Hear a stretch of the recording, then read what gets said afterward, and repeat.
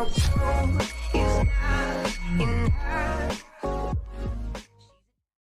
welcome back to Short and Sweet. Today we are going to be talking about tree farming, and we are going to go up to Magland Mountain to learn a little bit about how to be a successful tree farmer. Let's go. Let's do this quickly. First thing you need to learn about farming, any kind of farming, tree farming especially, any kind of farming though, soil sampler. You need a soil sampler, always. Don't even do farming without a soil sampler. It's made at a farmer's table. Go get a soil sampler. Don't even start farming until you have one, because they're so goddamn necessary, it's not even funny.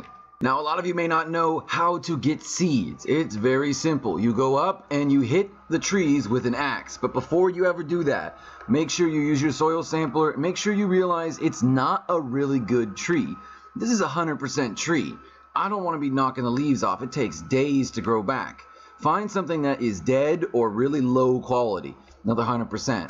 And go up to it, use your axe, hit it, and you'll start gathering seeds. As you can see, I've already gathered this tree's leaves. That is because it is dead, and I am planning on cutting it down.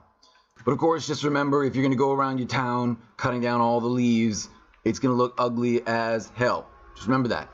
Now, where is the best place to grow trees? We're going to click on our map. We're going to go to World Layers. World Layers show you what is available on your map. I'm going to zoom in a little bit. Good. Now, first we're going to go down. We are going to go to birch, all the way down at the bottom of the list right here. We're going to go to birch yield potential. This will show you on the map where the trees grow the best. Right now, I have an amazing birch and cedar forest right here. Birch and cedar are almost always the same, so you don't need to differentiate between them. If you find birch, it's going to be good for cedar. Other one you want to know is oak. Fir is also in the game, but it's not fully implemented yet, so we're not going to worry about that. Oak. You can see right up here to the north, I have oak, and in the south, I have cedar. It is the perfect location. There are two kinds of tree farms. One, an orchard. You have rows of trees. It gets very out of control after a while because new trees will grow trees. So you can have an orchard, a tree by tree, that's great, or you can just start with a forest. I just do a forest because I don't want to level everything out. I recommend a forest. It's more efficient. I ran around. I built roads so I could get up to the top of the mountain. And now I have a nice little forest that is extremely dense. So if you want to have an orchard, you can do that. Eventually, it's going to turn into a forest anyways. So it might be a waste of your time. But if you want something nice like that, orchards work just as well. All right, let's do a little bit of test with our soil sample. We're going to go up. We're going to press the bottom piece of dirt. Over here we can see it's 27% match. The temperature is decent, but the moisture is not that good. So this tree is not that great. It's 27. I originally wrote it down as 36. It's gone down to 26 now. Eventually it will go down and will die. This is going to be is a 17, but now it's all the way down to 14. Let's look at one that's very successful though. Where's the successful one? Here is Zeus, level 100. It is still 100. It is still alive. 9.2 degrees, rainfall 86%, moisture. Don't worry too much about these. These will tell you everything you need to know. I don't even know if this is a perfect system just yet, but this is a perfect place to grow a birch or a cedar. Now, the best way to take care of a forest is to go one by one, very carefully and very peacefully through your forest and test each tree. When you find a match, I like to leave a sign next to it. You can do this if you want. I really recommend it.